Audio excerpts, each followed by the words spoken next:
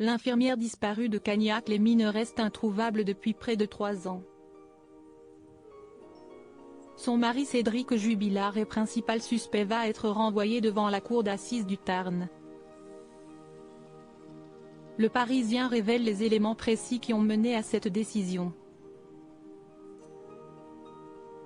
Près de 3 ans après la disparition dans la nuit du 15 au 16 décembre 2020 de l'infirmière et mère de 2 enfants à Cagnac-les-Mines, Delphine Ossaguel-Jubilard, le procès contre son mari, principal suspect en détention provisoire depuis juin 2021 se dessine. Il devrait être jugé pour le meurtre de son épouse avec qui il était en procédure de divorce. Conformément aux réquisitions du parquet de Toulouse rendues le 3 novembre, les juges d'instruction Audrey Assema et Coraline Chartier ont décidé, ce 22 novembre 2023, du renvoi de Cédric Jubilard devant la cour d'assises du Tarn. Le Parisien revient sur cette décision en détail. Il aura fallu 3 ans d'instruction dans cette enquête sans corps retrouvé pour que cette décision émerge.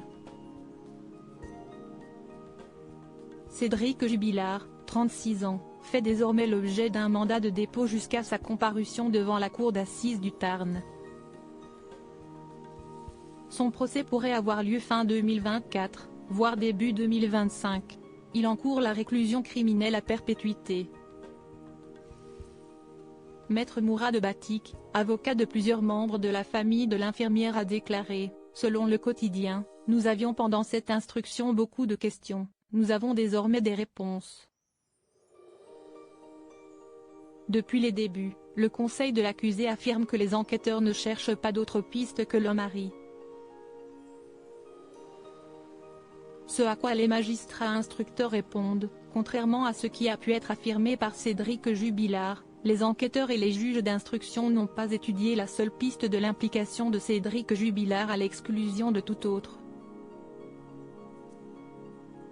Ce sont au contraire des investigations minutieuses et exhaustives qui ont permis non seulement d'exclure l'ensemble des autres hypothèses, mais également de réunir de nombreux éléments constituant des charges suffisantes à l'encontre du mis en examen.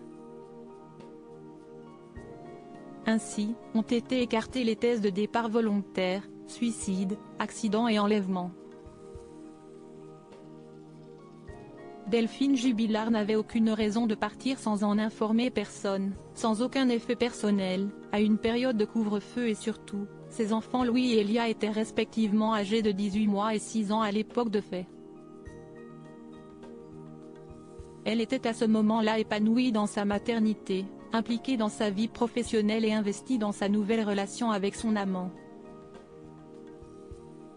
Pour les magistrates, les éléments à charge à l'encontre du mari sont légion. Il est le dernier à l'avoir vue vivante, ils vivaient mal leur divorce en cours, son comportement est décrit comme violent et impulsif, des lunettes de la victime ont été retrouvées cassées, l'utilisation du téléphone de Cédric Jubilard cette nuit-là est dit inhabituelle et enfin, la dispute du couple la nuit des faits.